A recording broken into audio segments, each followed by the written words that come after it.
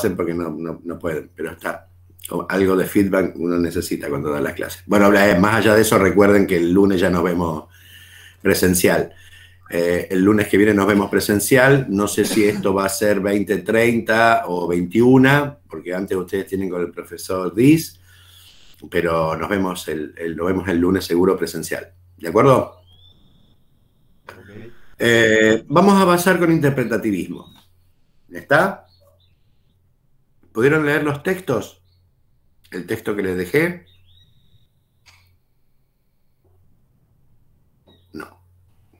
Sí, yo le pegué una leída y estoy viendo un par de videitos también que habías dejado. Bien. Bien. Les ponía en el texto. Gracias, Julieta. Les ponía en el texto. La intención es que se olviden un poco de todo lo que vimos hasta ahora. Esto no es tan así, por supuesto. Pero lo que sí vamos a cambiar la matriz. Y esta matriz de la cual estoy hablando se corresponde con la mayoría de las corrientes que vamos a ver de acá a final de año. ¿Está? Nos falta posmodernismo, nos falta estudios culturales y nos falta postcolonialismo. ¿Está? Voy a ver si el lunes ya puedo avanzar con alguna de ellas. Les voy a subir el material mañana. Ya les subo el material de las corrientes que nos falta para que ya lo vayan teniendo y el lunes empiezo a desarrollarlo a cada una de ellas. ¿De acuerdo? ¿Cuál es esta concepción que cambiamos? Hasta ahora, todas las corrientes que hemos visto se corresponden con la posición objetivista. Si recuerdan ustedes, en algún momento empezamos a trabajar que como concepción filosófica nos vamos a encontrar con un River Boca. No lo digo por el fútbol, sino que lo digo en el sentido de que son dos posiciones antagónicas y que no pueden ser contrastadas, digamos. No hay forma de determinar cuál está bien y cuál está mal. Son dos posiciones que uno toma desde carácter filosófico para pensar la realidad. En base está cómo pensamos la realidad. Es decir, o soy un objetivista y supongo que la realidad existe fuera de mí, ¿sí? La mayoría de nosotros es un objetivista, ¿está? Tal vez por educación, porque es la forma en que nos enseñaron que hay que ver la realidad. Pero esto no necesariamente es así, ¿está? Nosotros suponemos que... creo que les puse el ejemplo. ¿Vieron el ejemplo de Urano? Urano fue descubierto por Herschel. ¿Está? Creo que en 1781, una cosa así, sí, porque el último es Neptuno. Antes de que descubrieran Urano, ¿Urano existía? ¿Sí? No le pido que la contesten, ¿está? Si uno supone que sí, es un objetivista. Es decir, la realidad existe por más que no afecte mi conciencia. ¿Está? Nosotros suponemos que el instituto existe, por ejemplo, en este momento. ¿Está?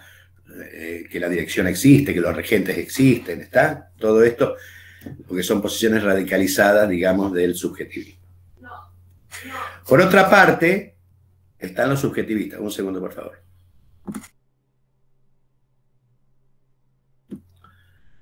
Mi hija grita. Y por otra parte, la concepción es más subjetivista, que dicen, la realidad existe solo en la medida en que afecta a mi conciencia. En la medida en que yo la nomino, en la medida en que yo afecta a mi cotidianeidad, lo principal es nominarla, digamos, ponerle un nombre. Recuerden esta cuestión socrática de la nominación como concepto. En la medida en que yo la nomino, existe. Y en la medida que existe, afecta a mi conciencia. No antes. ¿Está? Hay variados ejemplos de esto.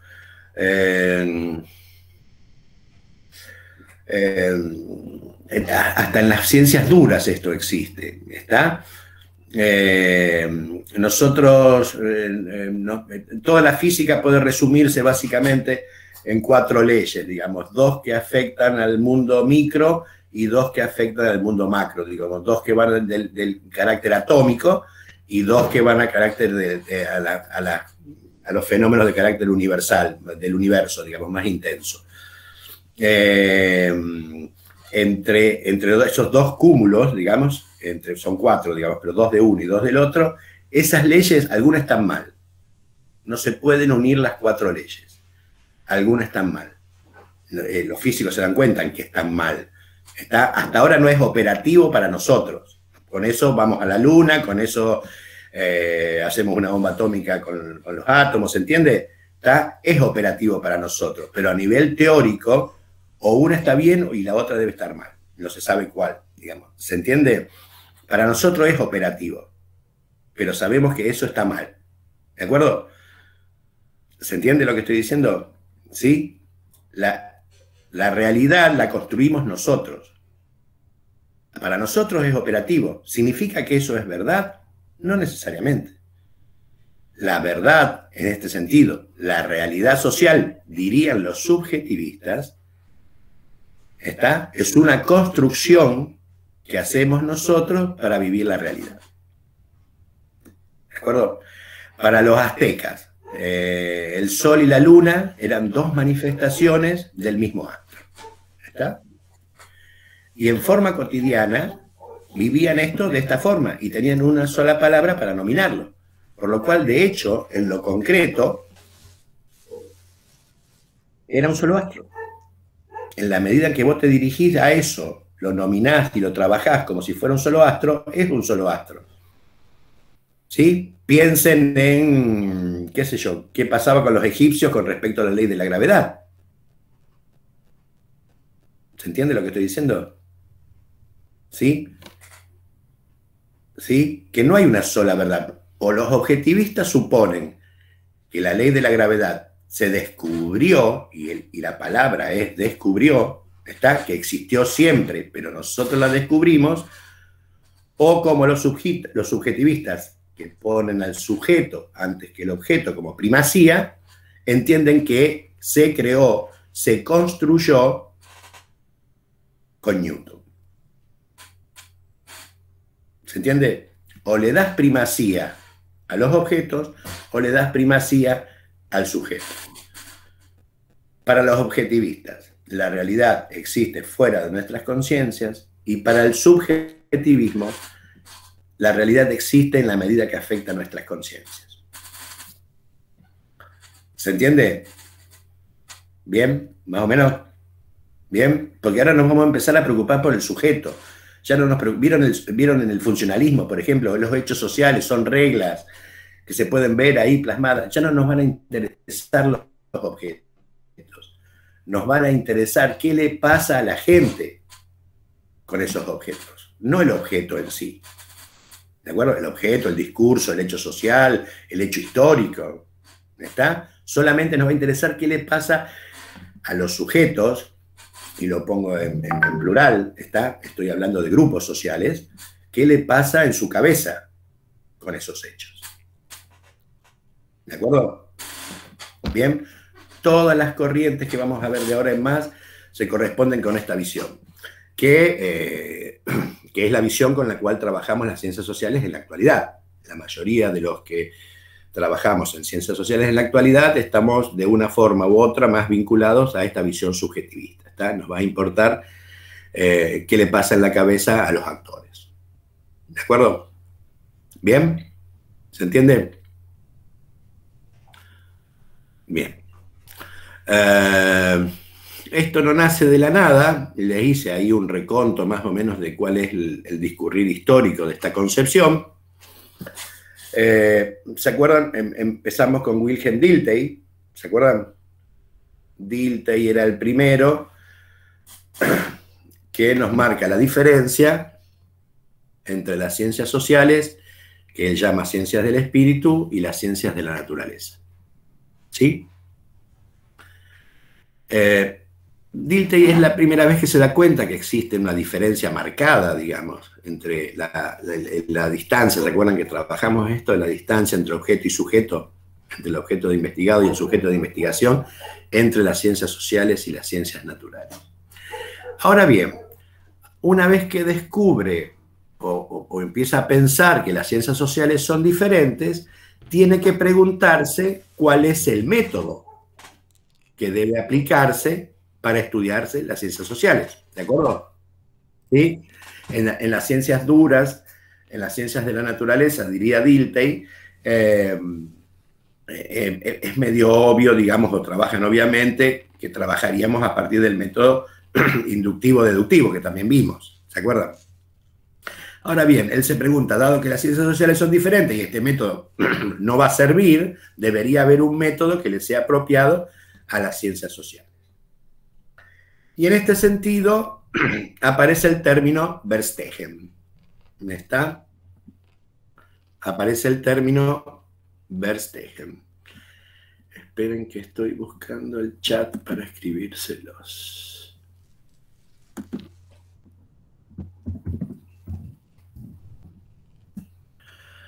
Verstehen. ¿De acuerdo?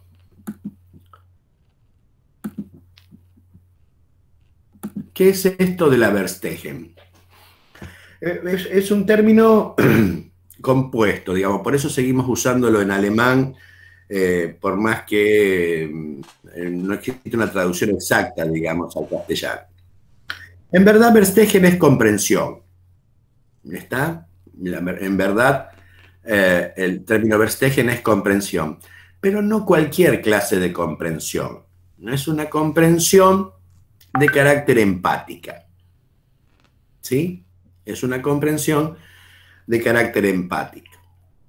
¿Qué significa esto? ¿Qué queremos decir con esto, por más que los términos resulten medios raros y medios extraños? En otros términos podríamos decirlo, es ponernos en el lugar de. ¿Está? Ponernos en las botas de. ¿Qué hubiera hecho yo en lugar de Moreno, digamos, con toda la información que tenía Moreno? ¿Qué hubiera decidido ser yo como Moreno, digamos, en la época de la Revolución de Mayo? ¿Qué hubiera hecho yo si fuera César y tuviera que cruzar el Rubicón? Digo, en fenómenos históricos. Más allá de esto, ¿qué hubiera hecho yo? Digamos, ¿qué haría yo si viviera en una villa y tuviera 10 hijos? ¿Está? Con las situaciones de violencia, con lo que quieran. ¿Está? ¿Qué hubiera hecho yo si estuviera ahí? ¿De acuerdo? Es una comprensión de carácter empático. Me pongo en el lugar de. ¿Se entiende?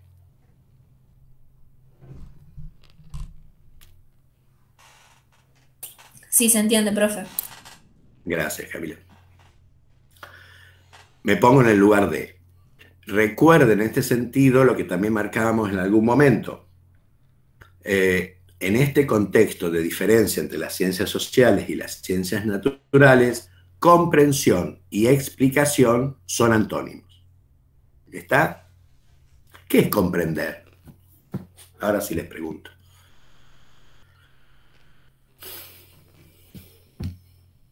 ¿Qué piensan que es comprender?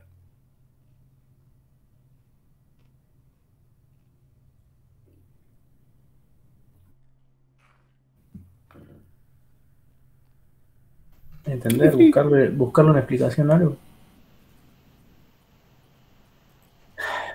Entender. Está bien. Sí. Yo creo que existe una cosa. Una palabra más que bien, tiene que ver más con la interiorización de algo, ¿no? Interiorizar. Muy bien. Bien. Bien. ¿Lo puedo profundizar un segundito? Ustedes disculpen, pero lo voy a hacer. En la comprensión existe una cosa, un concepto, no es una cosa. Estoy poniendo en el chat por eso. Existe la prioridad hermenéutica de la pregunta. Prioridad hermenéutica de la pregunta. Bien, muy bien, muy bien. Entender algo, tener una idea clara de algo. Muy bien. ¿Qué estoy diciendo con la prioridad hermenéutica de la pregunta? Siempre con esas cuestiones extrañas vamos a partirla en pedazos. Hermenéutica son los comprensivos. Está toda la corriente comprensiva, la corriente interpretativa, son todos hermeneutas. Me parece que en algún momento le habíamos charlado. La hermenéutica se corresponde con aquellas personas que vivían en claustros, en reservorios del clero, digamos, durante la edad. ¿Vieron la película El nombre de la rosa? ¿O escucharon hablar del nombre de la rosa? Se desarrolla en un claustro, digamos, se desarrolla en un lugar donde se reúnen todos los clérigos y están continuamente orando. Recuerden que para esta época del medioevo no había muchas Biblias, todavía no había imprenta, por lo cual quedaban un número muy limitado de Biblia. Y a esto únanle, recuerden ustedes, que durante toda la Edad Media las verdades se generaban a partir de la lectura de las Sagradas Escrituras. Así que, flor de bolonqui, digamos, ante cuestiones, hasta cuestiones teológicas, cuestiones políticas y hasta cuestiones cotidianas, había que leer las Sagradas Escrituras para saber si lo que se estaba haciendo estaba bien o mal, o qué resolución debería tener alguna clase de problema. ¿De acuerdo? Por lo cual, en estos claustros había ciertas personas que leían la Biblia, la interpretaban y daban su parecer con respecto a esta situación. ¿Ya está? Estas personas eran hermeneutas, se llaman hermeneutas, que son los que interpretaban las Sagradas Escrituras para resolver un problema. ¿De acuerdo? Por eso, a toda esta corriente se le vamos a llamar interpretativismo, cada vez más se le llama interpretativismo, pero antiguamente, se sigue llamando aún, hermenéutica, ¿está? Por eso se llama hermenéutica. ¿De acuerdo? Porque están interpretando. Los otros leían e interpretaban la Biblia, las Sagradas Escrituras. ¿De acuerdo? Prioridad, vuelvo. Prioridad hermenéutica de la pregunta. Como dicen ustedes, es entender, tener una idea clara de algo. Está bueno. Está bueno. Sí. ¿Por qué? Porque este concepto medio extraño de la prioridad hermenéutica de la pregunta significa algo no me cierra. Algo me pregunto. ¿Sí? Che, ¿por qué estos tipos no comen vacas? Estoy hablando de los hindúes, ponele. ¿Está? Che, ¿por qué hay cada vez más edificios en Villa Constitución? ¿Sí? ¿Se entiende lo que estoy diciendo? ¿Sí? Hay una pregunta que fuerza... sí, Cristian. No, que sí, se entiende. ¿Sí? ¿Sí? Hay una pregunta, hay una cosa que no te cierra. ¿Está? Entonces te la preguntás y forzás una lectura, una interpretación, ¿sí? De por qué eso no te cierra en otra cosa, que es lo que no te cierra. Hay un montón de palabritas acá y de conceptos que aparecen, ¿está? Lo que no te cierra es tu horizonte hermenéutico.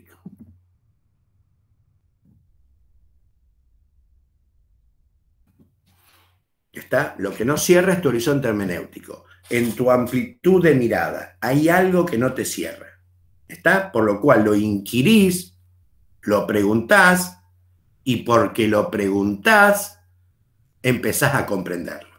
¿Está? Empezás a forzar interpretaciones de eso para que te entre en tu marco, en tu horizonte hermenéutico, dentro de las cosas que comprendés. ¿Cuándo se cierra el proceso de comprensión? En verdad, con otra pregunta, con otro concepto, que es la cláusula del ajá. ¿Está? Tienen nombres difíciles estos muchachos, siempre les encanta poner conceptos difíciles. Cláusula del ajá es es increíble, pero es así. ¿Está? En serio, Ah, por esto es que no morfan las vacas, porque la religión ocupa otro lugar en ellos, diferente al mío. Por lo cual, para ellos la religión es importante. Si la religión le prohíbe comer vacas, van y no lo comen. ¿Se entiende? Punto. ¿Se entiende lo que estoy diciendo? Hay una prioridad. ¿Cuándo empieza el proceso de interpretación? Cuando algo no te cierra, cuando no entra dentro de tu horizonte hermenéutico. Eso significa dentro de las cosas que vos ya tenés vistas, que ya no te las preguntás porque son lógicas. ¿Por qué existen los colectivos? ¿Por qué paro los colectivos como... ¿Por qué los colectivos tienen 4 ruedas? ¿Se dan cuenta? Si no, esto sería un continuo pregunta todos los días. Vos empezás a interpretar cuando hay algo que no te cierra. ¿Por qué están construyendo tanto edificio en Villa? Yo cada vez que voy hay más edificios. ¿Quieren que hagamos un pequeño proceso de comprensión, por favor? Porque aumenta la población en Villa. Sí, pero vos sabés que, yo te entiendo, Cristian, pero vos sabés que hay toda una cuestión porque, digamos, hay tanto campo para hacer casas, ¿por qué no vamos para arriba? Porque en la urbe, o en Rosario, ponele, está, la situación es al revés, la gente ha querido dejar de vivir en edificios, aún en la situación esto de que los edificios son mucho más seguros que las casas, ¿está? Teniendo en tanto de otra variable que es la seguridad. La gente tiende a agarrar casas hacia las afueras, que es el proceso que viven las grandes urbes hoy. Está desde Nordelta en Buenos Aires a todos los country o los barrios cerrados en Rosario. Villa, en lugar de adoptar esto, se va para arriba. Está bien, no pido que lo resolvamos, está, me queda claro. Pero ¿se entiende lo que estoy hablando por prioridad hermenéutica de la pregunta? ¿Se entiende? Hay algo que no te cierra y te entras a preguntar por qué esto sucede. Cuando encontremos la explicación que nos convenza y nos parezca lógica, ya habremos cerrado esa... Aparece la cláusula de la A. Ah. ¿Sí? Ah, y no te la preguntas más. ¿Se entiende? ¿Qué diríamos? La comprendí. Ese es el proceso de comprensión. ¿Está? La comprendí. Ya no forma parte más de mi bagaje de preguntas, sino que forma parte de mis bagajes de sentido común. La cancelo como pregunta. ¿De acuerdo? Eso es el proceso de comprensión. ¿Se entiende? Vuelvo. ¿Está? Dilthey, Verstegen. Bien.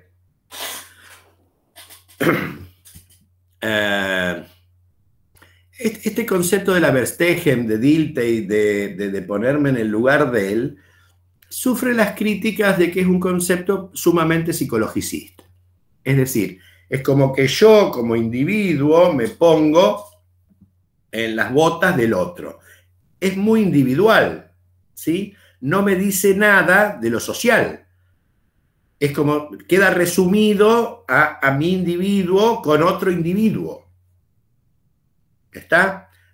Una de las críticas que se le hace, era lógico, está bien, digamos, es un concepto de finales de 1800, ¿está? Pero una de las críticas que se les hace es que esta intencionalidad de entender el método de las ciencias sociales, el método comprensivo de las ciencias sociales, terminaba siendo muy psicologicista, ¿está? Estaba muy vinculado a mi conciencia junto con la conciencia del otro, pero no me hablaba nada de lo social.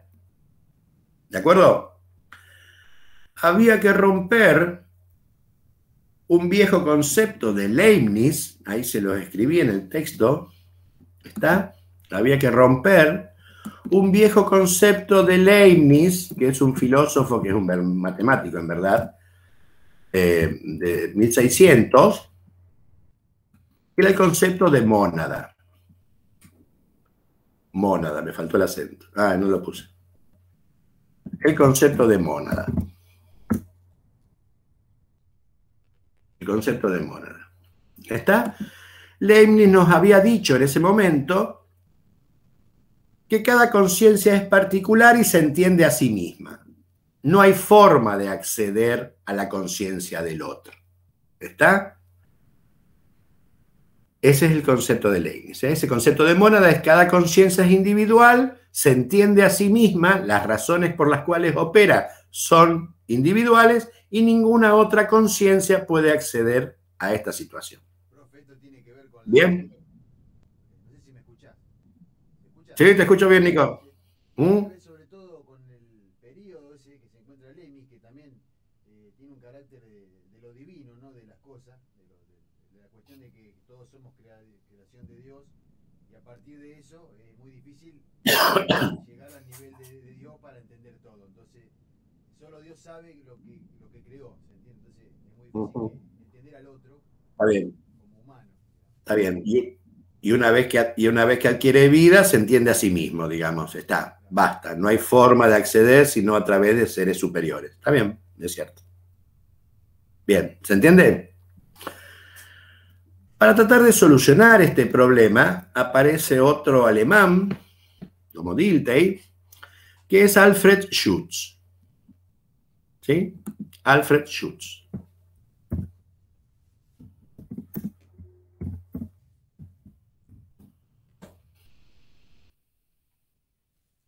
Alfred Schutz. ¿Qué dice Schutz? ¿Me van siguiendo? ¿Se entiende lo que estoy diciendo?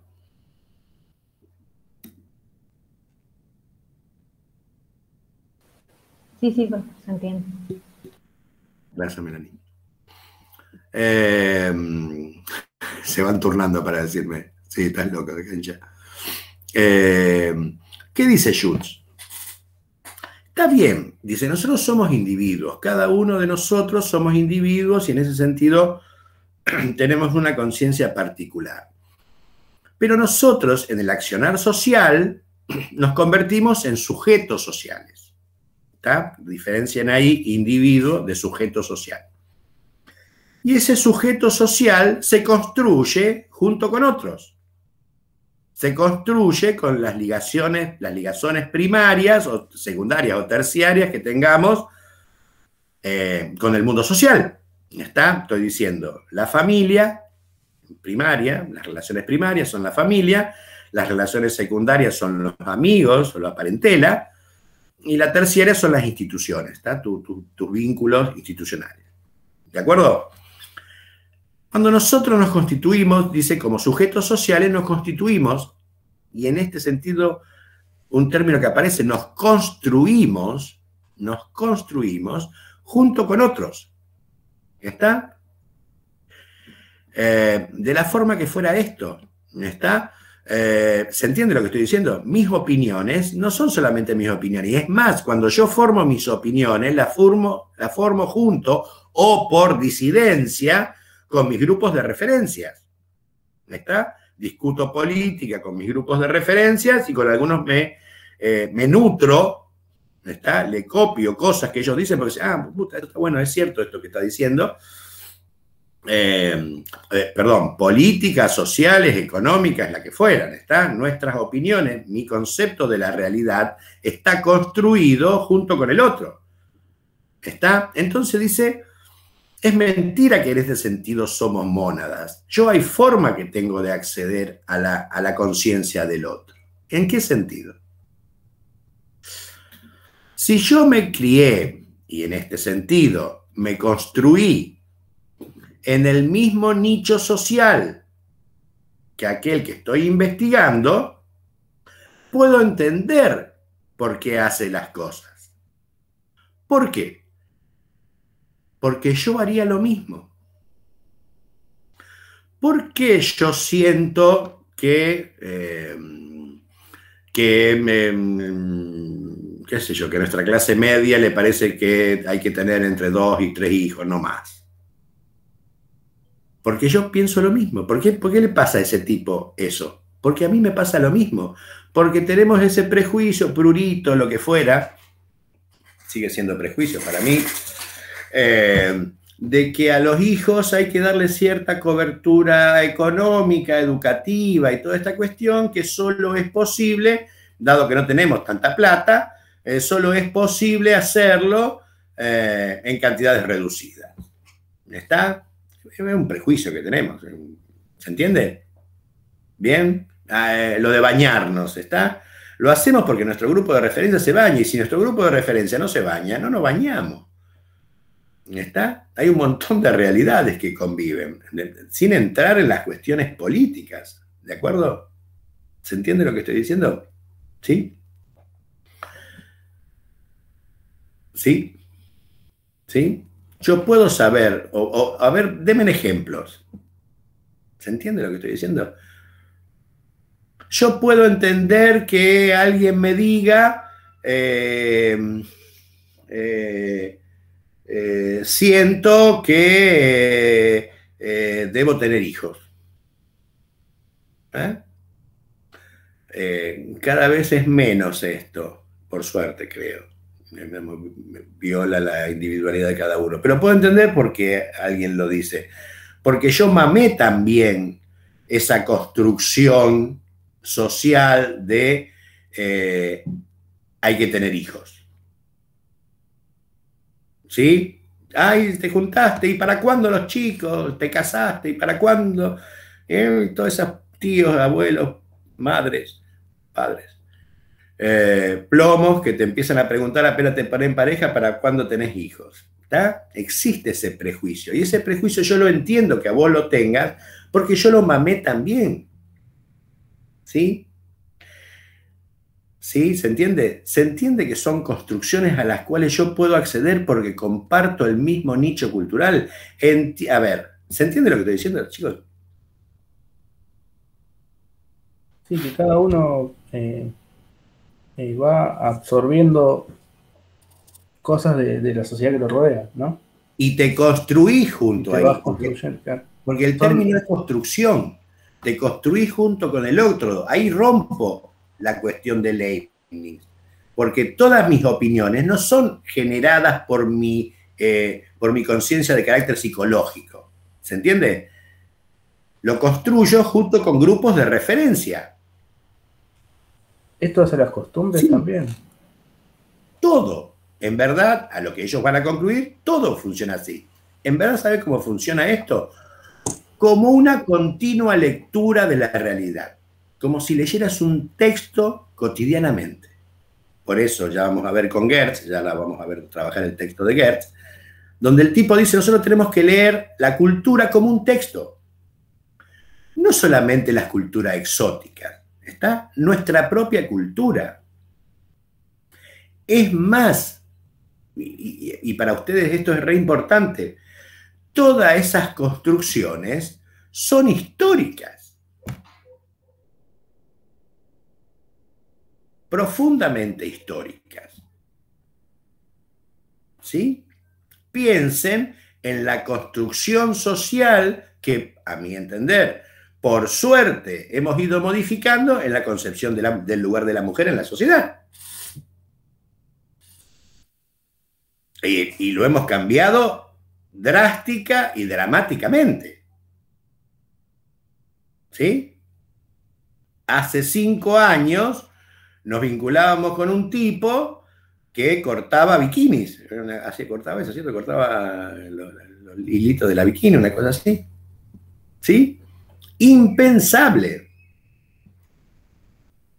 Son jóvenes ustedes. Ustedes saben que existe una cosa que se llamaba Porcel, Olmedo, todas esas cuestiones, o Susana Jiménez, Moria Kazan, todas esas cuestiones. Sí, hoy en día, Porcel y Olmedo, olvídate de ver. Intenten ver una película. No, pero ¿sabes lo que me pasa? Que no me río. Y en aquel momento capaz que sí. ¿Qué pasa? Que antes sí causaba risa. A lo loco. Ahora no. A lo loco. Yo porque vi una, hace como 2 domingos vi una. Y me quedé mirando, digo, a ver, ¿qué me pasa con esto? Y no me reí más.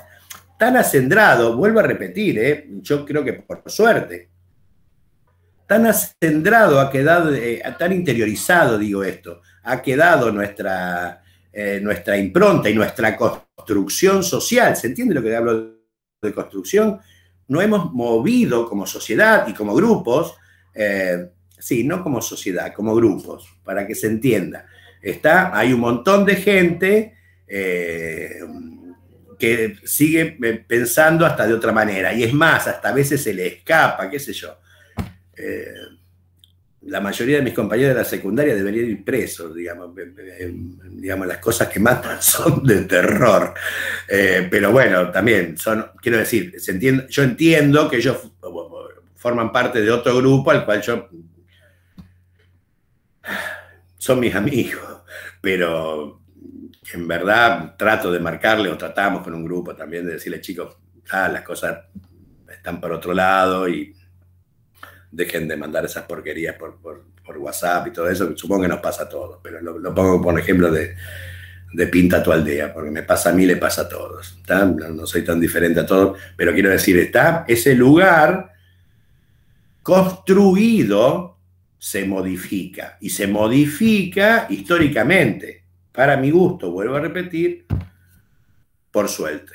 No es una verdad y para siempre, sino que continuamente estamos construyendo realidad. Estamos leyendo, relacionándonos con otros y construyendo. ¿Se entiende lo que estoy diciendo? ¿Sí? Miles de ejemplos con respecto a esto, no solamente con el rol de la mujer, las elecciones sexuales, qué sé yo, miles de lugares. ¿Está? Todo eso son constructos que venimos realizando en forma social. Bien, ¿se entiende? ¿Bien?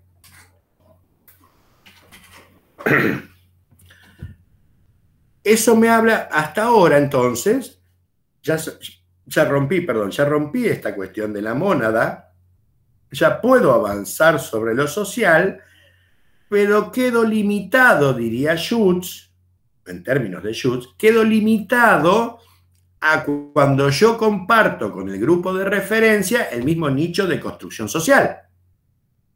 ¿De acuerdo? Yo entiendo lo que le pasa al otro porque a mí me pasa lo mismo. ¿Por qué? Porque me construí socialmente en el mismo nicho. ¿Está? En el mismo nicho cultural. ¿Dónde hace agua esto? Creo que les marcaba en el texto. ¿Dónde hace agua esto?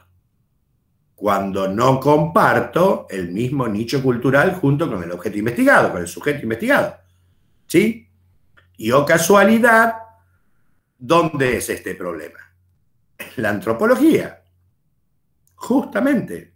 ¿Está? Si recordamos o sostenemos que la antropología es la ciencia de la otredad, es la ciencia de lo diferente, justamente en la antropología hay que retrabajar este concepto que puede servir para el mismo nicho, pero no sirve para nichos diferentes, cuando nos construimos socialmente en nichos diferentes. Es la antropología la que pone en crisis esta cuestión de Schutz. ¿Está? Y para avanzar sobre qué hace la antropología es que trabajamos Geertz. ¿De acuerdo? Ahora empezamos a trabajar Geertz. ¿Se entiende? ¿Sí?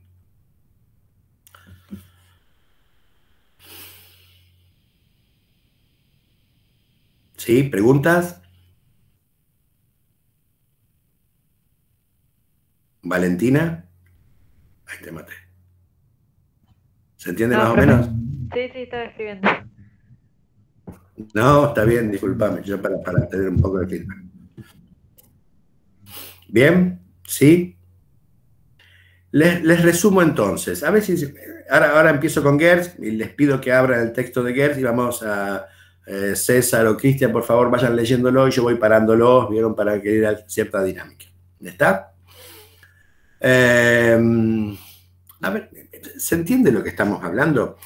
Les quiero decir esto, para resumirlo en otras palabras. A ver, ya no me va a importar el hecho en sí, creo que se los marqué en el texto también, ¿está? Me va a importar las interpretaciones que los grupos sociales hagan de ello. ¿Sí?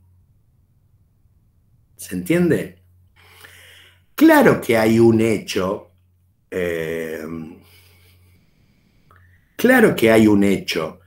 que es estoy pensando ejemplos, que una camioneta estalló contra la embajada de Israel. Es un hecho.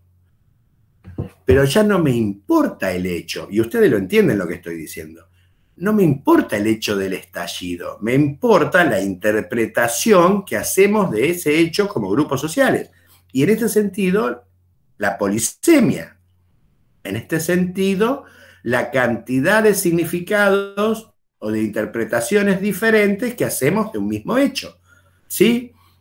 Fueron los musulmanes, fue la policía bonaerense, fueron los, yo lo he escuchado, digamos, fueron los propios israelíes, digamos, en el sentido de forjar sus propios héroes.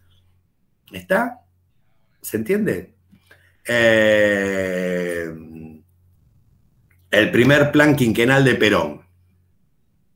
¿Está? Está escrito, el de Justa, Libre y Soberana. Pongo ejemplos históricos, eso quiero decir. Está el de Justa, Libre y Soberana. ¿Sí?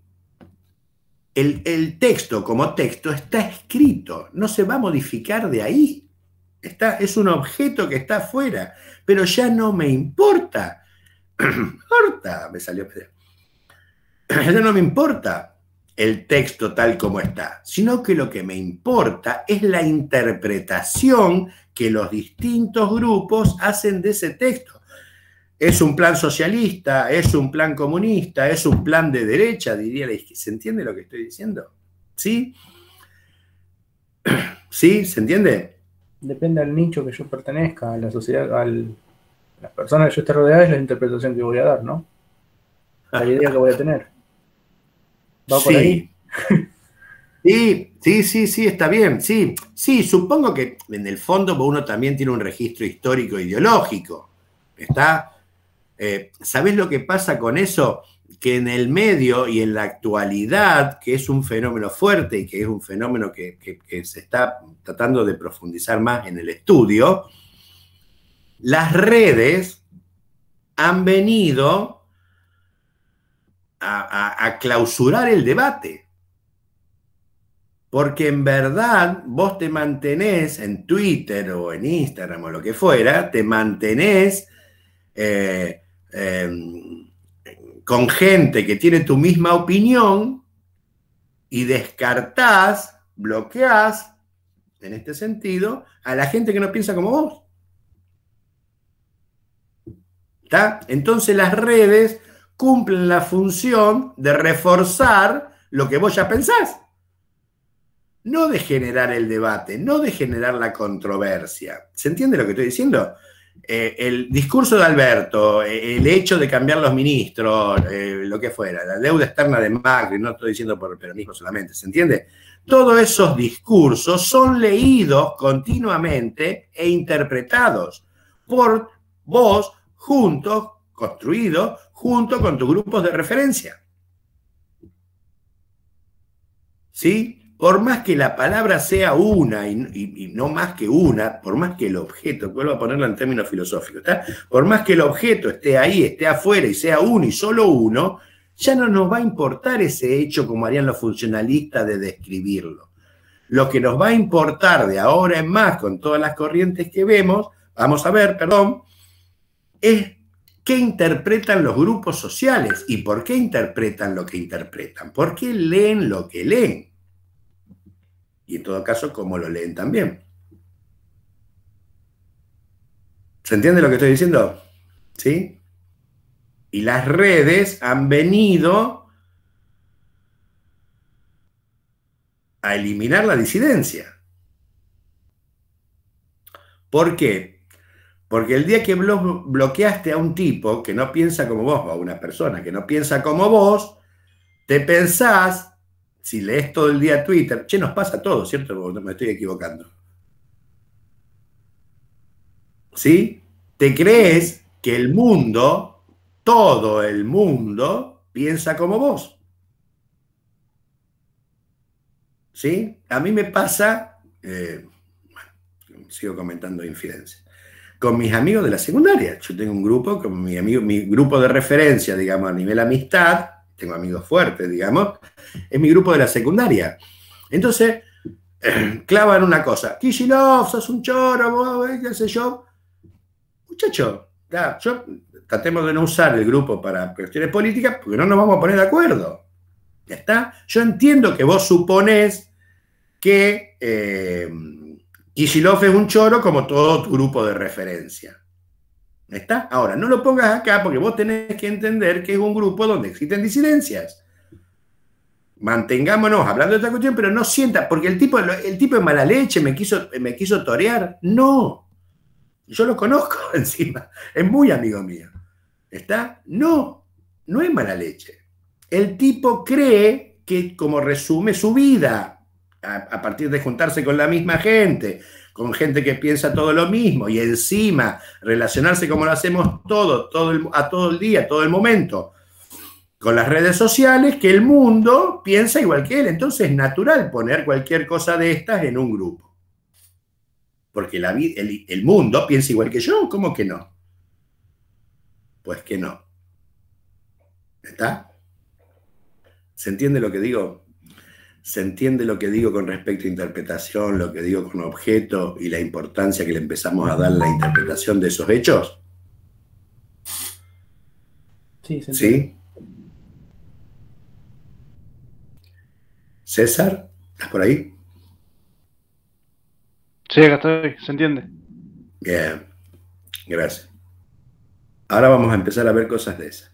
Bien, les pido que por favor abran el texto de Gertz. Esperen que yo voy a abrir el mío también, les dije a ustedes y no lo hice yo. Vamos a empezar a pensar, junto con Gertz, qué es esto de la descripción densa.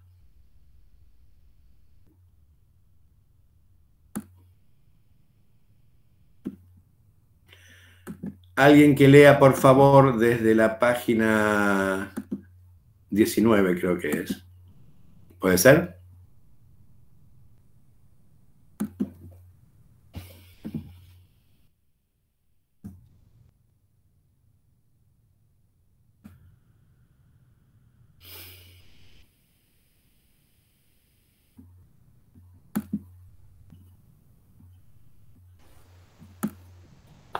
Profe, ¿empieza a leer desde el principio?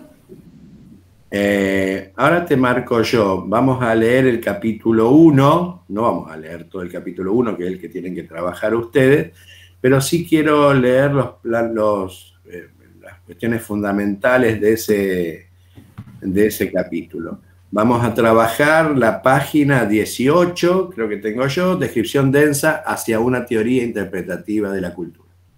¿De acuerdo? No vamos a leerlo todo claro. ¿Está? Vamos a trabajar algunos aspectos y yo te voy a ir cortando. Me perdí. ¿Quién está hablando? ¿Quién estaba aquí? ¿Va a leer? Yo, A mí. Ah, Melanie. Dale. ¿Querés? ¿Viste dónde está eso? Sí, arranco. Dale. Vamos, chicos.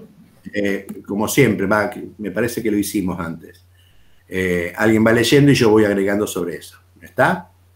Gracias, mira, dale. Descripción densa hacia una teoría interpretativa de la cultura. 1. En su libro Philosophy in the New State, Susan Langer observa que ciertas ideas estallan en el paisaje intelectual con una tremenda fuerza. Resuelven tantos problemas fundamentales en un momento que también parecen prometer que van a resolver todos los problemas fundamentales. Clasificar todas las cuestiones oscuras. Clarificar todas las cuestiones. Todos se abalanzan a esa idea como si fuera una fórmula. Punto. Está bien. ¿Está? ¿Vieron que uno no importa el hecho? ¿Vieron que importa lo que uno tiene en la cabeza? Es increíble. Vos leés lo que vos querés. Vos tenés esta cuestión de clasificar y era clarificar, pero no importa, yo hago lo mismo, no te estoy diciendo a vos, Mela. ¿Está? Pero vieron que no importa el hecho en sí, importa lo que uno tiene en la cabeza. Por eso el subjetivismo, chicos. Gracias, Mela. Discúlpame. Dale, seguí. Es verdad, miren, no lo había visto eso que lee. Claro, sí, flaca, pero para todo es así. Uno tiene un constructo en la cabeza y imprime ese constructo en cualquier cosa, por más que el hecho sea diferente. Nos pasa en un texto que está escrito, calcular un discurso de Alberto o de Macri. Marx decía que era el inconsciente, ¿no? Sí, ahí yo me voy a Yo creo que sí. Ahora bien, 2 segunditos, discúlpame, Mela. Sí.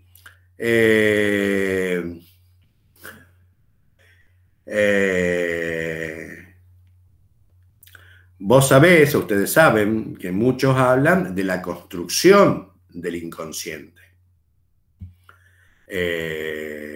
Muchos suponemos, una cosa así, yo tampoco tengo una opinión muy definida con eso, es que el inconsciente es una construcción. Es una construcción del compañero Freud seguido por un montón de gente, que no implica que esto exista, digamos. ¿Está? Ya existía, a fuer de ser subjetivista, digamos. ¿Existía el inconsciente antes de Freud? Bueno, Foucault trabaja mucho esa cuestión, digamos, de la creación, de la construcción del inconsciente y las condiciones históricas que significaron la aparición del inconsciente. Ya lo vamos a trabajar cuando veamos un poquito más fuerte Foucault. Nada, no quiero ser, nada, no tiene nada que ver, dale, avancemos.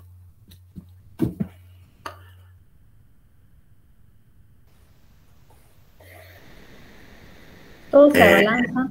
Ahí está. Se abalanzan a esa idea como si fuera una fórmula mágica de alguna nueva ciencia positiva, como si fuera el centro conceptual alrededor del cual es posible construir un nuevo sistema general de análisis. El súbito auge de semejante gran idea, esa gran idea, esa idea fundamental, que eclipsa momentáneamente casi todos los demás. Se debe, dice la autora, al hecho de que todos los espíritus sensibles y activos se dedican inmediatamente a explotarla. La probamos en toda circunstancia para toda finalidad. Experimentamos las posibles extensiones de su significación estricta, sus generalizaciones y derivaciones.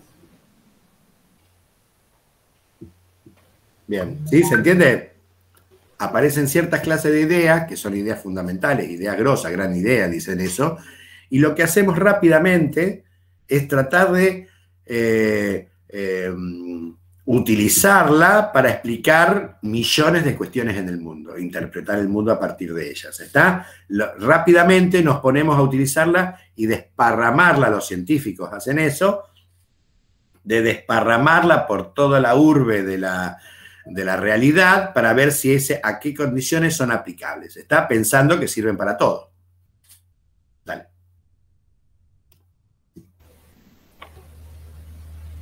Pero una vez que nos hemos familiarizado con la nueva idea, una vez que esta forma parte de nuestra provisión general de conceptos teóricos, nuestras expectativas se hacen más equilibradas en lo tocante a los usos reales de dicha idea. De suerte que así termina su excesiva popularidad. Solo unos pocos fanáticos... ¿Digo? Sí, sí, claro. Solo unos pocos fanáticos persisten en su intento de aplicarla universalmente. Pero pensadores menos impetuosos, al cabo de un tiempo, se ponen a considerar los problemas que la idea ha generado. Tratan de aplicarla y hacerla extensiva a aquellos campos donde resulta aplicable y donde es posible hacerla extensible. Y desisten de hacerlo en aquellas en las que la idea no es aplicable ni puede extenderse. Punto. ¿Se entiende? ¿Sí? Aparecen un montón de lugares donde esta teoría no te sirve. No explica un montón de cosas, por lo cual ya no es esa gran idea que sirve para explicar todo, sino que empieza a resumirse para ser aplicado en algunos ámbitos y en otros no funciona. ¿Está? Y en otros no funciona. Lo va a nombrar un poco más adelante, pero entiendan esas cuestiones del evolucionismo, por ejemplo. ¿Se acuerdan del evolucionismo? El evolucionismo nos hablaba de la selección natural, ¿sí? De la adaptabilidad y de que va a ganar el más fuerte. ¿Está? El más fuerte se adapta mejor y en ese sentido sobrevive, ¿sí? Cuando Darwin enuncia todo esto, entiendan ustedes que hay científicos sociales o filósofos en esa época que intentan aplicarlo al plano de lo social. A esta instancia se le llama darwinismo social. Daba conclusiones aberrantes. ¿Está? Esto significaba que los pobres eran pobres porque no se podían adaptar. Entonces estaba bien que sufrieran y en este sentido desaparecieran, porque lo que debía triunfar en la selección natural era el más fuerte. Y en ese sentido fue trasladado casi literalmente al rico. Por lo cual, ¿se entiende lo que estoy diciendo?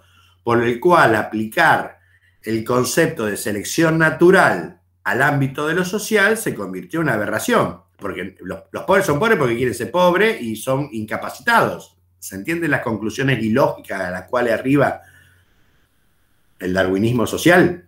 ¿Se entiende lo que estoy diciendo? Lo aplicaron la gran idea que es la selección natural a ámbitos donde su aplicación termina siendo aberrante. Dale, Mela. ¿Se entiende lo que estoy diciendo? Ya se empieza a recortar, ya no se aplica todo, sino que se aplica a un pedazo de la realidad, a otros sí, a otros no. Dale. Si era valedera, se convierte entonces verdaderamente en una idea seminal. En una parte, seminal, semilla, algo que va a fructificar. En una parte permanente y perdurable de nuestro arsenal intelectual. Pero ya no tiene aquel promisorio, grandioso alcance de su aparente aplicación universal que antes tenía.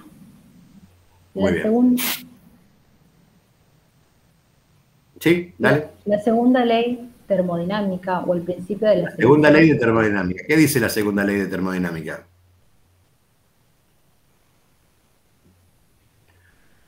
No espero que sepan física, ¿está?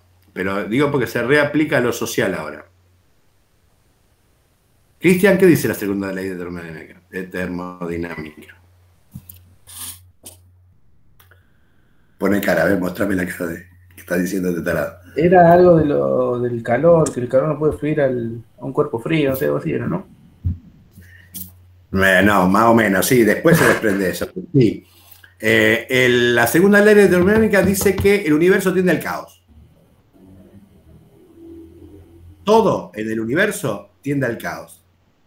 En la actualidad hay muchos que están trabajando, científicos sociales que están trabajando en esta cuestión, porque esto significa, en lo social, que la sociedad tiende al caos. Que para ordenarla tenés que gastar energía, es decir, tenés que generar un trabajo para mantenerla en orden. ¿Sí? ¿Se entiende? Esa es una de las aplicaciones de la segunda ley de termodinámica al mundo de lo social, que parece factible. Hay muchos que lo piensan de esa manera. ¿Está? Digamos, la sociedad entera, tanto como el universo, tiende al caos. Por lo cual, para que haya orden, la sociedad no está ordenada de por sí. Vos tenés que hacer algo para que se ordene. ¿Se entiende lo que estoy diciendo? Por lo cual tenés que gastar energía, en ese sentido esto genera trabajo. Y a veces ese trabajo generado no es suficiente, por eso las sociedades se desordenan. Dale, Mela. La segunda ley de termodinámica o el principio de la selección natural o el concepto ¿Ese quién es? ¿Ese quién es? ¿Ese quién es? ¿Quién dijimos recién que era? El principio de la selección natural. Darwin. Bien. O el concepto de motivación inconsciente o la organización. Ese.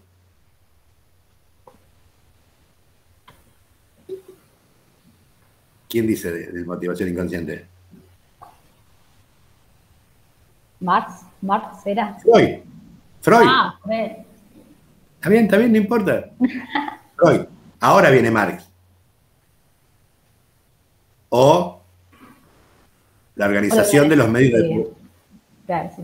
Ese es Marx. El otro es Freud. Vieron que está marcando 4 ideas grosas, 4 ideas que florifican, que son seminales, digamos, y que son parte del arsenal de todo el bagaje teórico. Dale. O la organización de los medios de producción. No lo explica todo y ni siquiera todo lo humano, pero sin embargo explica algo, de manera que nuestra atención se dirige a aislar solo lo que es ese algo, a desembarazarnos de una buena porción de pseudociencia a la que, en el primer entusiasmo de su celebridad, la idea también dio nacimiento. Muy bien. Que ¿Digo? sea en realidad este. Sí, por favor. Que sea en realidad este o no el modo en que se desarrollan los conceptos científicos fundamentalmente importante. No lo es, no lo sé. Bien, Pero, muy bien. Acaba de hacer 2 párrafos para terminar diciendo, no sé si es así, pero dale. pero ciertamente este esquema encaja en el concepto de cultura alrededor del cual nació toda la disciplina de la antropología, la cual se preocupó cada vez más por limitar, especificar y circunscribir y contener el dominio de aquello. Bien, punto, subrayen eso. ¿Está? ¿Qué es lo que tenemos que hacer? Avanzar sobre el concepto de cultura. ¿De qué manera? Ampliándolo, no. Limitándolo, especificándolo, circunscribiéndolo y conteniéndolo. ¿De acuerdo? Eso es lo que el texto este intenta hacer. Redefinir el concepto de cultura e intentar circunscribirlo, delimitarlo, achicarlo. ¿Está? Bien. Saltá a la página 19, Mela, o otro si quiere leer, si quiere. Por mí está todo bien, digamos, está yo para no joderla más a ella. Pero si no, seguimos, Mela. Andate a la página 19, al párrafo que está arriba del parágrafo 2. El concepto de cultura que propugno. Y esto grábenlo, porque esto es una declaración de principios de todo el interpretativismo. ¿Está? Una declaración de principios de todo el interpretativismo. Todos los autores que empiezan a trabajar con la concepción interpretativa dentro de la antropología hacen cita de esta definición de Geertz. Dale. El concepto de cultura que propugno y cuya utilidad procuran demostrar los ensayos que siguen es esencialmente un concepto semiótico. Punto. Semiótico. ¿Está? Estamos vinculados con la ciencia de los significados. Hay que leer y pensar qué significan para cada grupo social. Es un concepto semiótico la cultura. Dale. Creyendo con Max Weber que el hombre es un animal inserto en tramos de significación que él mismo ha tejido. Punto. Considero que punto, dame un segundo. ¿Sí? Creyendo con Max Weber que el hombre es un animal inserto en tramas de significación que él mismo ha tejido. ¿Se entiende? ¿Sí? Tramas de significación que él mismo ha tejido. Todo, chicos. El baño, desde el baño a Macri, hasta parar los colectivos. ¿Está? Nosotros vivimos en un mundo interpretado del cual nosotros mismos hemos hecho las interpretaciones posibles. Está construido por nosotros. No hay un allá. Hay un acá siempre. Dale.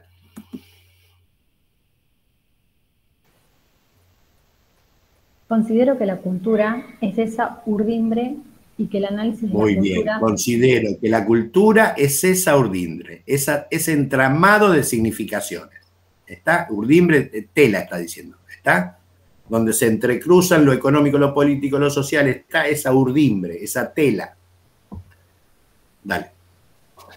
Y que el análisis de la cultura ha de ser, por lo tanto, no una ciencia experimental en busca de leyes, sino una ciencia interpretativa en busca de significaciones. ¿Bien? ¿Está? ¿Se entiende, chicos? ¿Chicas? ¿Sí? No una ciencia buscando regularidades como hacía el funcionalismo o hasta el propio Marx. ¿Está? No una ciencia buscando regularidades y a partir de, por esta cuestión del inductivismo que veíamos, no buscar regularidades y a partir de esas regularidades encontrar leyes, sino una ciencia interpretativa en búsqueda de significaciones. ¿De acuerdo? subrayen o tomen en cuenta ese párrafo también. Dale. Lo que busco es la explicación, interpretando expresiones sociales que son enigmáticas en su superficie. Punto, discúlpame. Son enigmáticas en su superficie. Recuerden lo que hablamos de la prioridad hermenéutica de la pregunta. ¿Sí? Me es fácil. ¿Se entiende lo que estoy diciendo? ¿Sí? Me es fácil entender cuando yo comparto el mismo nicho cultural, decía Jutz. Cuando yo levanto la mano para los colectivos, se entiende. ¿Sí? ¿Qué pasa cuando yo no comparto el mismo nicho cultural con el otro? Tengo que leer, ¿sí? Tengo que interpretar significaciones de otro como leyendo un texto que no comprendo, que en principio son enigmáticas. Anda para colectivos con la mano en Estados Unidos. Bueno, por supuesto, en un montón de países, yo no he estado en un montón de países, por supuesto, pero en algunos que he estado se sube por atrás, cosa que hacemos ahora por la pandemia. Es muy extraño el mundo, chicos, sí. Sí, sí, nadie significa de otra, todo el mundo significa diferente, y nosotros continuamente, cuando nos enfrentamos a grupos sociales diferentes, lo primero que hacemos es ponernos a leer. Leer en el sentido de interpretar. Interpretamos gestos, interpretamos discursos, interpretamos... piensen en los tipos, qué sé yo, creo que a todos nos ha pasado en algún momento cuando hemos estado con extranjeros, que le pasás un mate y se creen que es porro. Le dan una chupada y se lo pasan al otro. Y voy a decir, no es un porro, hermano, tomátelo entero. Están significando diferente. ¿Por qué? Porque los locos escuchan que es yerba y la yerba tiene otra significación en otras culturas. ¿Les pasó eso? A mí me ha pasado varias veces. ¿Se entiende lo que estoy diciendo?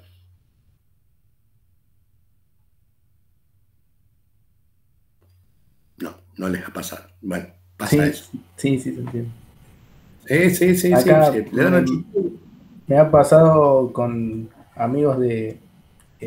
un amigo que tiene parientes brasileros y acá generalmente la joda, por ejemplo, el fin de año dura hasta las 9 de la mañana, ¿no? Los locos no podían entender por qué a las 2 o 3 de la mañana no estábamos durmiendo. ¿Viste? Por supuesto. Y volvíamos en el remismo en el auto y los locos tratamos de explicarle que acá todos los días, sí, o qué sé yo, que en verano... Claro, sí. Acá. Muy bien. Reantropológico. Me acuerdo una vez que éramos más pendejos, nos pasó en Carlos Paz de encontrarnos con una flaca y 2 flacos alemanes. Y bueno, venía a una casa a cenar, qué sé yo, todo el asunto. ¿Y este quién es? Mi novio. Ajá. ¿Y este? Mi novio. La monogamia era una cosa que nosotros estaba tan acendrada que nos quedamos pensando cómo los dos son novios. Y estaban los 3, ¿no? Ni media historia. Nosotros veníamos de una matriz profundamente monogámica que no nos permitía entender eso. Digamos, es más, lo resumíamos al carácter del novio y el amante, pero nunca conviviendo juntos, qué sé yo. Era una matriz muy diferente a la nuestra, a lo cual le pareció muy extraño a ellos explicarnos qué estaba mal, qué era lo que no te cerraba.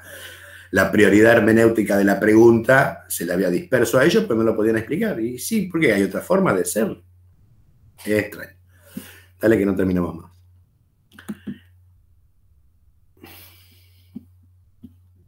Mela. Termino. Pero semejante pronunciamiento, que contiene toda una doctrina en una cláusula, exige en sí mismo alguna explicación. Bien. Ahora salteate el primer párrafo de la parte 2, del parágrafo 2, y empezá en el primer párrafo, salteate, y empezá en antropología, o en todo caso en antropología social. Ahí. ¿Lo ven, chicos, chicas?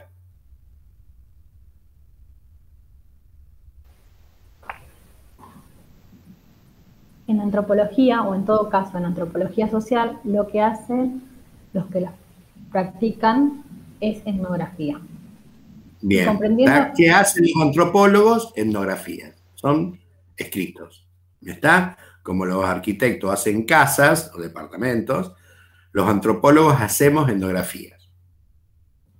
Dale. Y comprendiendo lo que es la etnografía, o más exactamente lo que es hacer etnografía, se puede comenzar a captar a qué equivale el análisis antropológico como forma de conocimiento. Muy bien. Corresponde advertir enseguida que esta no es una cuestión de métodos. Desde cierto punto de vista, el del libro de texto, hacer etnografía es establecer relaciones, seleccionar a los informantes, transcribir textos, establecer genealogías, trazar mapas del área, llevar un diario, etc. Eso es lo que hacemos todos los antropólogos cuando hacemos investigación. Pero, dale. Pero no son estas actividades, estas técnicas y procedimientos lo que define la empresa. Lo que la define es cierto tipo de esfuerzo intelectual. Una especulación elaborada en términos de, para emplear el concepto De Gilbert Ryle. Descripción densa. Muy bien. ¿Está? ¿Qué hacemos los antropólogos? Etnografía. ¿Y qué es hacer etnografía? Es hacer descripción densa. Ahora va a decir qué es descripción densa. Dale. Ryle habla de descripción densa en dos recientes ensayos suyos, reimpresos ahora en el segundo volumen de su Collected Paper. Eso. Son los libros, cuando se murió, digamos, los textos que escribió en borrador y nunca los publicó. Dedicados a la cuestión de, como él dice, que está haciendo Le Penseur. Le Penseur. Le Penseur. ¿Qué es Le Penseur? Y acá dice pensando y reflexionando. Pensar. En forma concreta, digamos. ¿Qué es Le Penseur? Le Penseur es el pensador. ¿Qué es el pensador?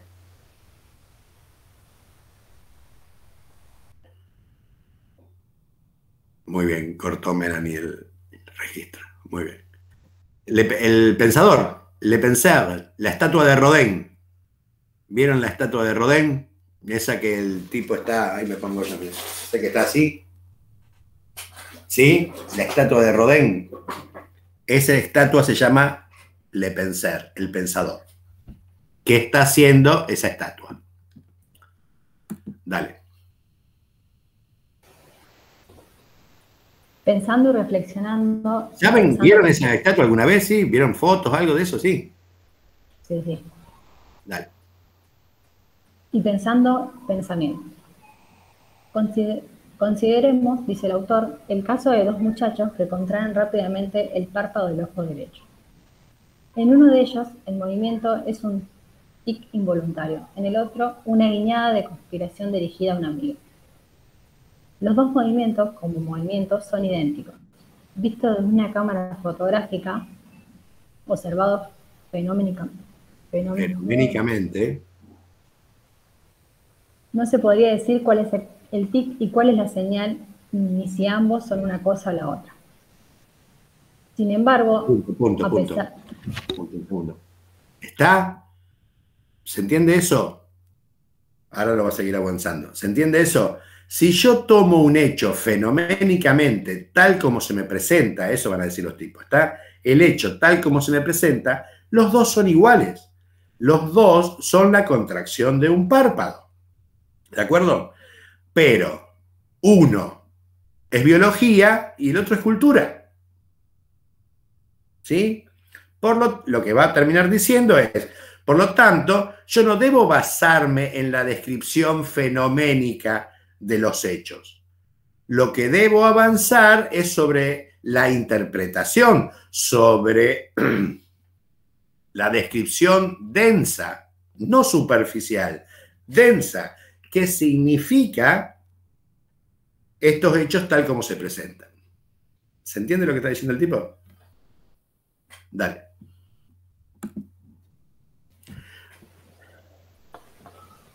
Sin embargo, a pesar de que la diferencia no puede ser fotografiada, la diferencia entre un tic y un guiño es enorme. Como sabe, quien han tenido la desgracia de haber tomado el primero por el segundo. El que guiña el ojo está comunicando algo, y comunicándolo de una manera bien precisa y especial.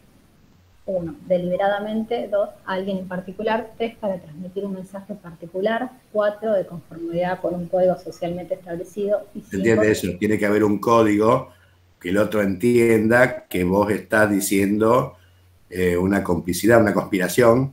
A partir de eso tiene que haber un código en común. Dale. Y sin conocimiento del resto de los circunstantes. Como lo hace notar Ray, el guiñador hizo dos cosas: contraer su ojo y hacer una señal, mientras que el exhibió un tic hizo solo una: contrajo el párpado. Contraer el ojo con una finalidad cuando existe un código público según el cual hacer esto equivale a una señal de conspiración es hacer una guiñada. Consiste ni más ni menos en esto: una pizca de conducta, una pizca de cultura, igual a un gesto. Aparece un gesto. ¿Está? Una pizca de conducta, la cuestión biológica, una pizca de cultura, el guiño, está el código que tenemos en común, y voilà, aparece una cosa particular que se llama gesto. ¿Bien? 20:26, prometí que no los iba a pasar de las 20:30. Bien, ¿se entiende lo que está diciendo?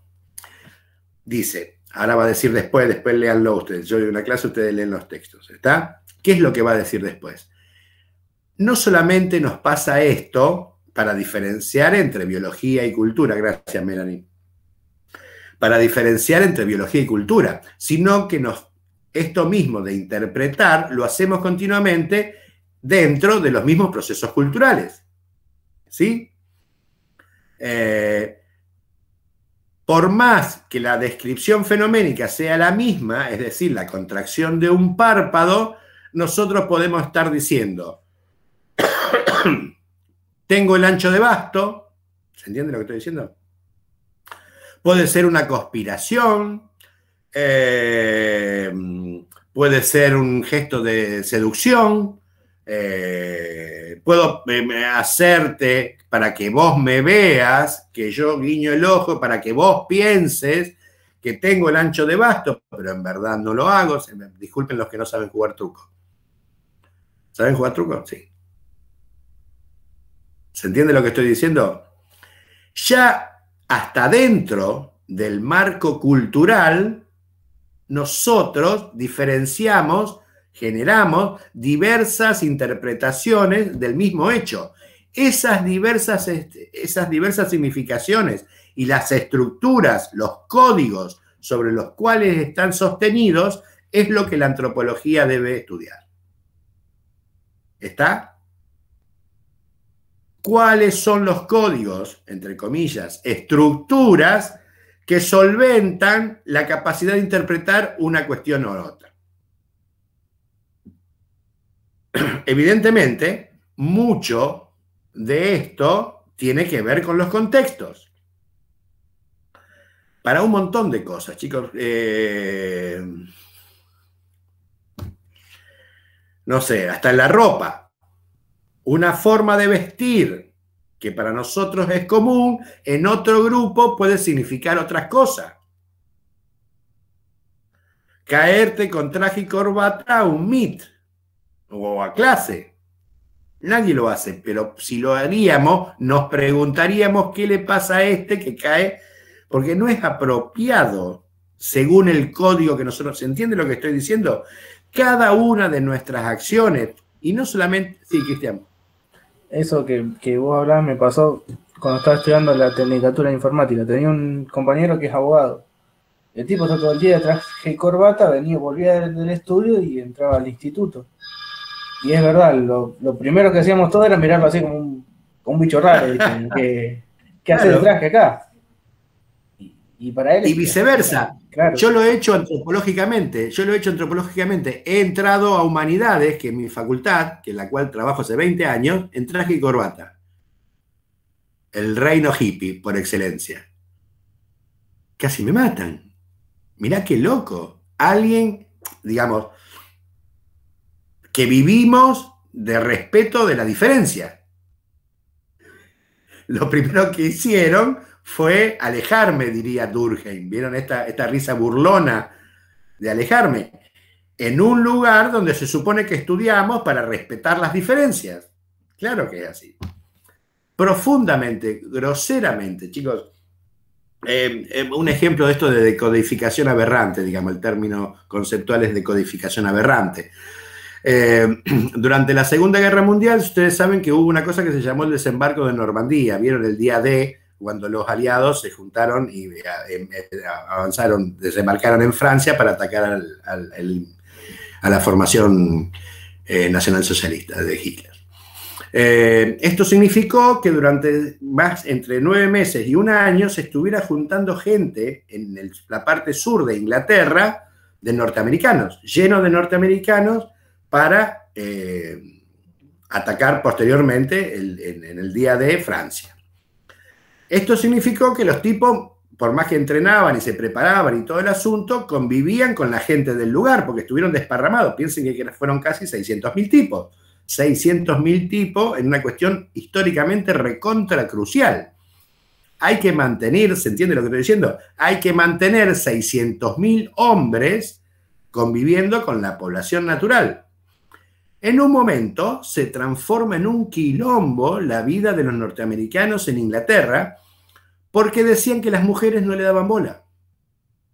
Las mujeres inglesas no le daban bola y hubo muchos problemas, pero piensen el quilombo histórico que significó que estaba en juego, digamos, el día D, estaba en juego el desembarco en Normandía, porque la población decía que los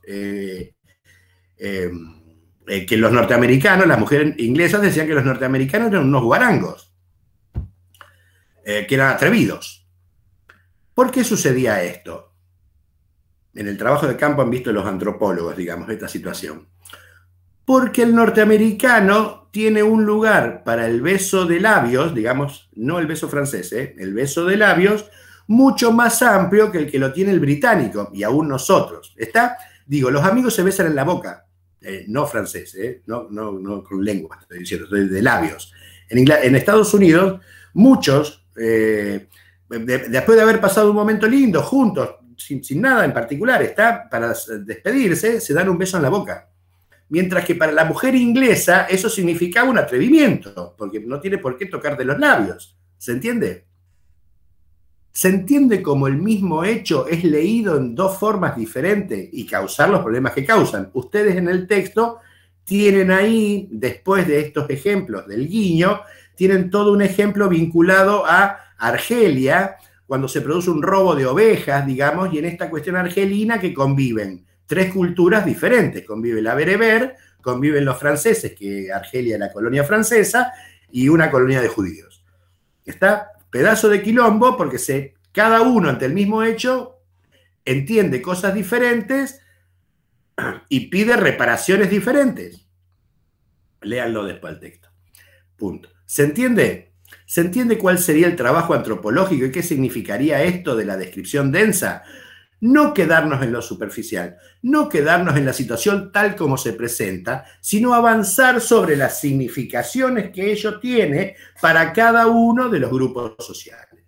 ¿Está? ¿Cuál es la estructura que forma el código en cada uno de estos grupos sociales? En eso se resumiría el estudio antropológico. ¿Se entiende, chicos, chicas? ¿Bien? ¿De acuerdo? Bien, sigan leyendo el texto. Tienen que hacer un trabajito. El trabajito se contesta con parte del texto, así que no es tan difícil. ¿Está?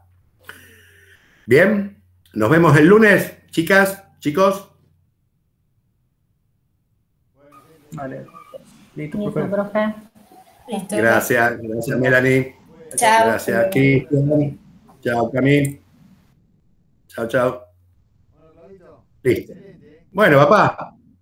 Estuve Bien. ahí, segundo plano, no quise. Nah.